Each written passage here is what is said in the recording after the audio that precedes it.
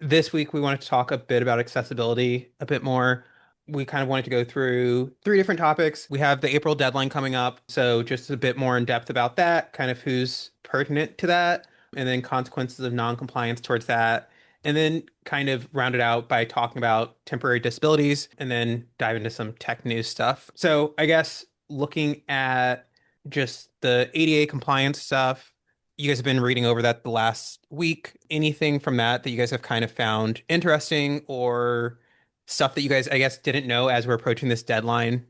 One thing for me that I looked up, I found interesting the exceptions because I'd never, I guess, really looked at exceptions for the April deadline. And a lot of it you have to like meet multiple requirements, but like archived content, social media stuff that was posted before, I guess I just never really considered the what exceptions might exist when it comes to meeting sort of these compliance. So some of it's when it's just for record keeping, obviously archived content, things that are in like a special password protected area. There's just a variety of exceptions to the rule that I hadn't really focused on since I'm really just focusing on like what actually has to be done. So I don't know. I thought it was cool to read about the exceptions, and it makes sense. Obviously, it would be kind of crazy to go through every bit of information, even when it's like no longer in use or relevant, and have to overhaul stuff. So things that happened in the past are kind of like grandfathered in. Yeah, pre-existing conventional electronic documents, it says, archived web content, and under these they have some more specific It, examples. one of the things that I was reading this week with it is like there's two buckets with it, right? You can look at it as we had a presentation about the current state of Indianapolis maybe like 5 months ago, and that's old. It's actually like archival stuff. But then if you put in the library hours are from 1 to 5, and that always stays true, that doesn't count as archival. That counts as current information. So there's some differentiation between the two. It can't just be like, oh, I don't feel like updating. It has to be actually old information, if that makes sense. Like if the library hours for Christmas of 25 were certain hours and you put that as PDF, you don't have to update that for this April deadline. Is that right, Emma? Yeah, so there's on the ADA Gov website, there's five exceptions. One is archived web content, one is pre-existing conventional electronic documents, content posted by a third party where the third party is not posting due to contractual licensing or other arrangements within a public entity, individualized documents that are password protected, and pre-existing social media posts. And then under the first one, which is archived web content, you have to meet all four of these points. One, content was created before the date the state or local government must comply with this rule, and the content is kept only for reference research and or record keeping, and the content is kept in a special area for archived content, and the content has not been changed since it was archived. So there are a lot of sort of like extra requirements to it where it's not just for old information or whatever. But yes, like when information is still relevant, obviously, just because it was made a long time ago, that doesn't count as like archived. Sarah and Sandy, I guess like looking at it from like the government lens, when you guys are looking at it for like the new compliance for like state clients, stuff like that, are you guys looking at it kind of differently of how you guys are interpreting it? Like, is anything changing on that level? Nothing for me that I can think of. I think we're still kind of trying to get the basics of accessibility incorporated for us. I know that we're not as public facing, so I think that sometimes, that's not always the focus, but we've been really trying to go through and obviously we do scans, but the manual part of it is really important, and I think that that sometimes gets neglected. So, what about you, Sandy?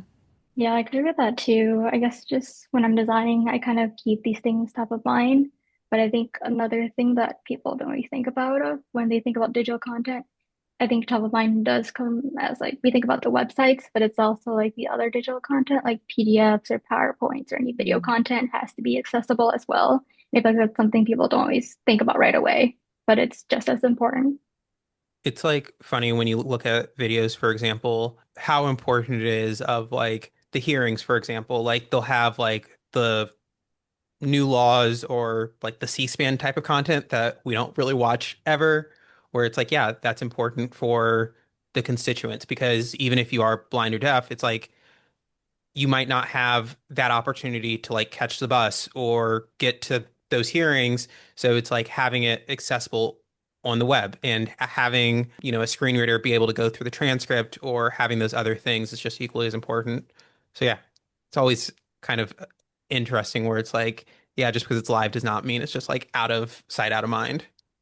I kind of was curious about the university side of this, like with the courses, because I had taken a lot of online courses in the past and never really thought about that needing to be like really accessible. But thinking back, it wasn't at all. And like any videos, there's no closed captioning. And I've even taken a design course recently, and none of their videos had closed captioning. I was just really shocked by that. I Especially think for they're a going to have a design lot of course. work. Yeah. That's wild. You'd think that they would be tuned into that. They weren't. I was very shocked. Yeah, I think something interesting I saw too is like for PowerPoints at public universities, if they're showing it during class, it actually doesn't have to be accessible, but once they do post it, it has to meet the requirement of being accessible. Interesting. Right.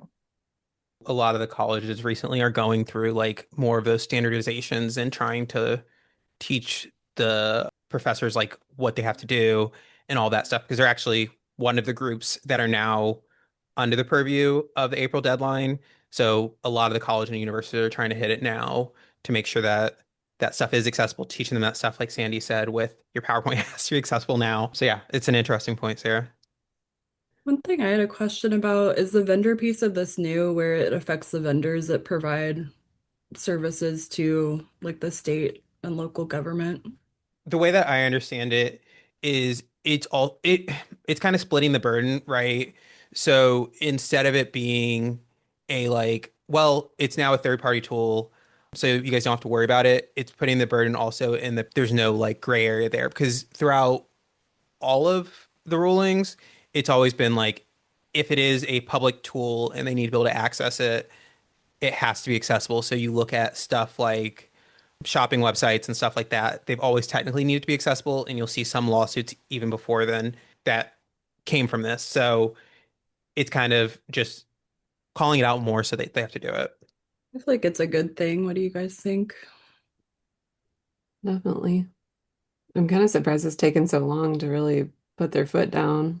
Truly, it's like 2026. It seems like this would have been a lot more incorporated several years ago. Yeah, I'm just surprised it's not more widespread, but rather it's only like local or state governments or like public universities, but not like all products are required to, I guess, meet this ruling. But I think it should be. I think in Europe they're actually doing something about it where all product like digital content products have to meet these requirements. This is kind of a throwaway comment, but I thought it was interesting for the compliance dates in April. It depends on the size of the government, I guess. So it says for 0 to 49,999 persons, the compliance date is April 26th. For special district governments, April 26th. For 50,000 or more persons, April 24th. And that just seems so arbitrary to me. I don't understand it at all. I just thought that was weird. You're So if you have smaller, so you need 50,000 two or more more, days. right, like what is that gonna do? Make a big difference. I thought they got an extra year for smaller Hmm. or Is it Oh my something. gosh, 27? you're Yeah. right. You're right. It is 27. I didn't even look at that. I was like, I thought it was longer, but 2 days would be funnier. Yeah, see, I guess I didn't read the year. I was like, that makes zero sense. It is funny that it's a year later, but it's a year and 2 days later. Maybe because it falls on the same like day or Calendar I don't know. day. Yeah, right. Okay, so never mind about that. No, that's staying in the edit. That makes a lot Um, more sense. any comments, I guess, about like the consequences of like the non-compliance with it or any other thoughts around those? Besides like legal action, I mean, you're kind of doing damage to your brand. If you're not compliant, then that kind of sends a message that maybe they don't care about you. And I know that there's like pretty high percentage of people that if they come to your site or app and it's not accessibility, they might abandon your website and just move on to somewhere else that will kind of accommodate them. So big disadvantage. There's a lot of disabilities out there. even if they're only temporary. Since we were just talking about the fact that like it's only required for like state and local governments or whatever now, but it should be required for all digital products. I mean, it kind of makes sense because that is a more intangible thing where there's definitely consequences that are legit and impactful, like doing damage to your brand and excluding like a whole customer base or whatever. But then I mean, it makes sense that it would be criminal to withhold certain government services from people. So it makes sense that they kind of crack down on that first. And that's another reason it's weird that it's taken this long because there are people that are unable to access government services online. And now that so much is done online, it makes no sense that people wouldn't be able to take advantage of everything they can take advantage of other than legal action. There's like fines and then of course like remediation, having to go and redo all of your stuff is also expensive. I feel like that concept of just do it right the first time, like not having as much tech debt is Exactly. very impactful because you're not then going through and trying to fix everything.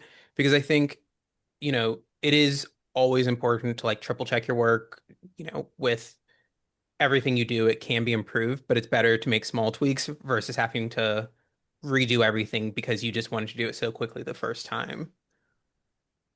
I think, too, to like Sarah's point, when you look at some of those damaging the brand, right? I know one of the people that we worked with like earlier on, which was like 4 years ago now, who was like blind, and we were doing like user testing with them.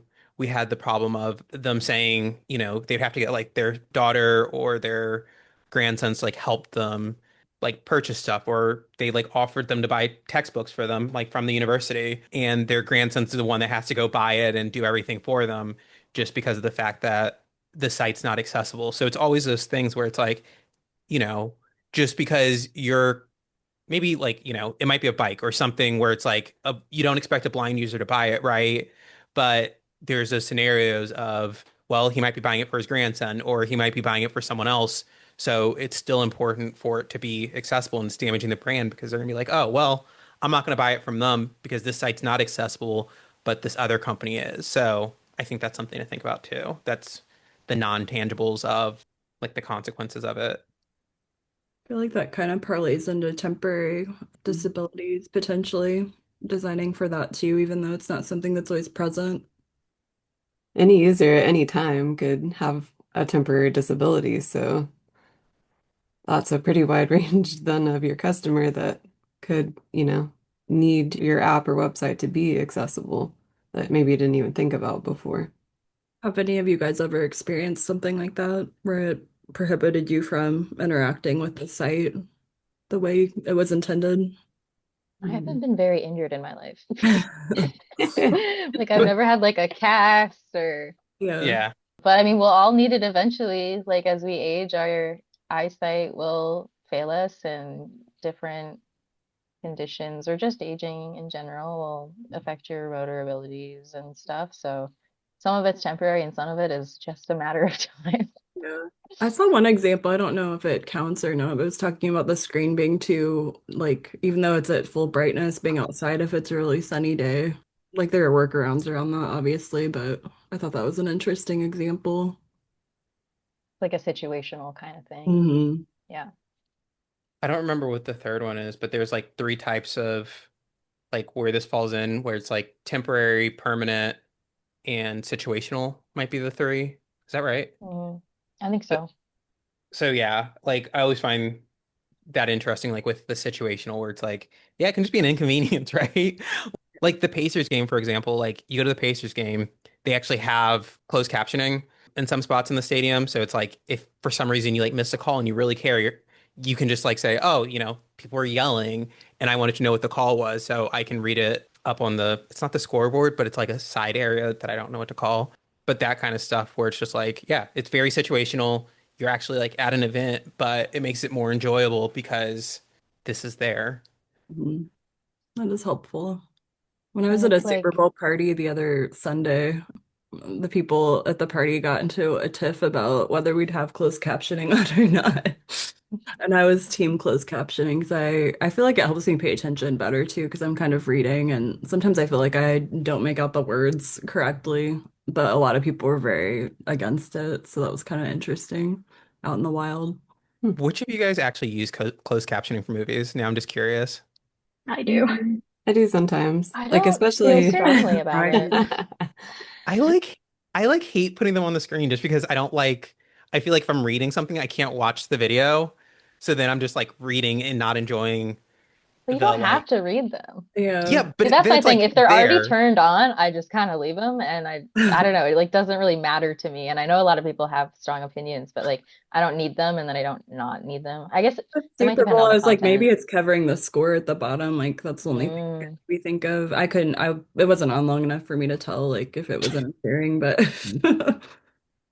I guess that's like helpful for movies because I feel like the music is so loud. I can't like really Mhm. understand the actors and actresses, so that's why I have that. Mhm. I mean, That's fair.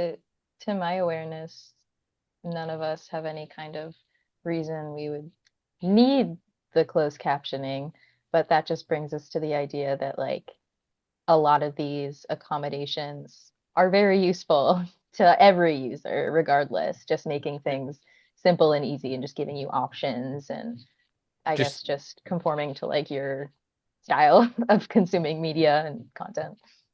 like tab enter if you're like just doing a long form where you can just like tab through something and just hit Yes, enter and keep sometimes it's just typing. easier. Yeah. And you're not like constantly going back to your mouth and keyboard. You're just like tab enter, just filling something out. It's like those accelerators that you call an accelerator are also useful for just for someone that is only able to use a keyboard navigation, but also people who are just trying to get through something faster. So yeah, it's always cool. Or your smart mouse dies because you Oh have to no, plug it in at the bottom so you can't use it while it's charging. And so that's I just silly.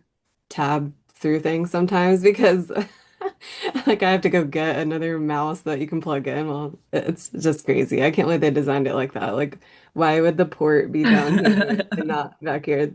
The keyboard's designed well, but the mouse is not. Like It, when we were getting ready for this, I'm like, oh, I hope the mouse isn't dead.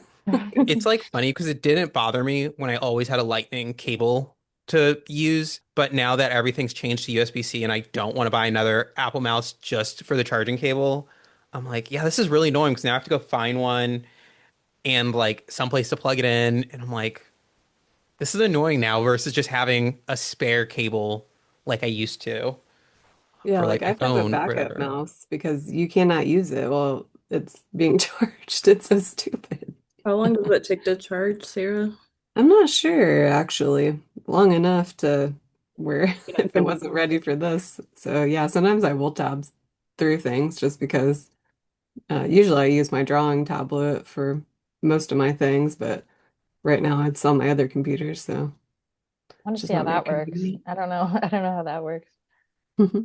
But yeah, a tablet.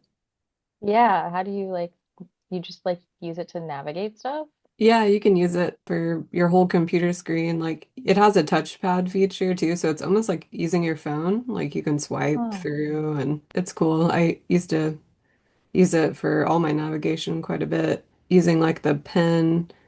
You kind of hold your wrist at a more natural position than a mouse, so it can kind of help if you have carpal tunnel going on. So Cool.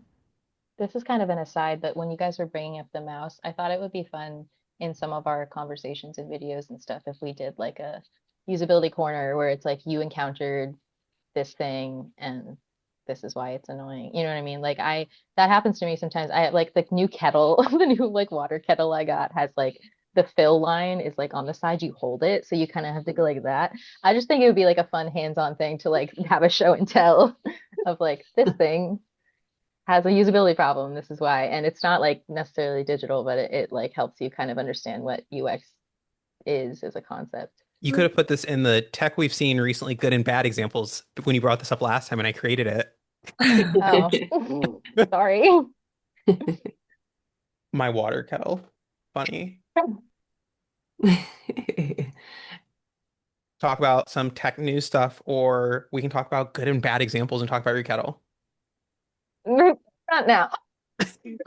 Not Okay. prepared. This is for the future. let's talk about like I guess some tech news then to kind of wrap it up a bit. I know this isn't on there, but just funny like topical timing since Shannon brought up the Super Bowl. Did you guys see how many AI ads there were? I didn't Is watch. the polar bears, were those AI or did I they make don't know, them? but like I was looking at reports and it was like 20% of it was like AI or AI related. Like they had like the AI Claude product. ads. Yeah, whereas like advertising to use Claude and then some of them were just like created by AI. Like the one right after the halftime show was like the dancing robots were like straight AI. And I'm just like, I don't know. It's funny slash interesting where tech is going. I feel like they weren't as well received this year for various reasons. They don't feel as like well created, I guess. Yeah. I also feel like the Guy Fieri one was probably AI to some degree because it didn't feel real. Hmm. Or I mean, it could have been like CGI or something, but it was kind of weird conceptually because it didn't seem like heavy And makeup. It seemed like they did something. they feel off. Yeah. Like Uncanny Valley or whatever.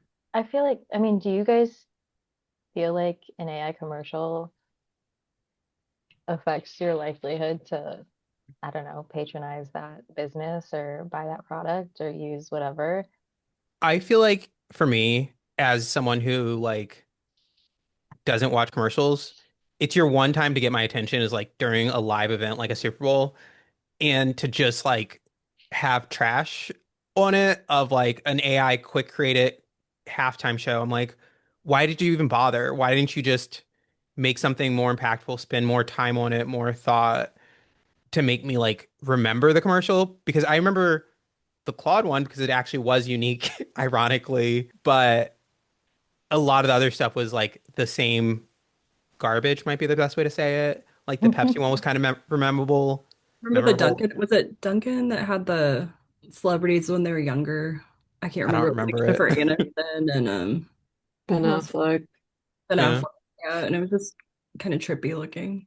It's just, I don't know. I find it interesting to be like, cost so much, and what they're going to cheap out on is the creation and not cheap out on, I don't know. Because even like the actors, like having a C-list actor would be more impactful to me than using an AI generated A-list actor because you're still gonna have to pay for their image. So Mhm. I don't know.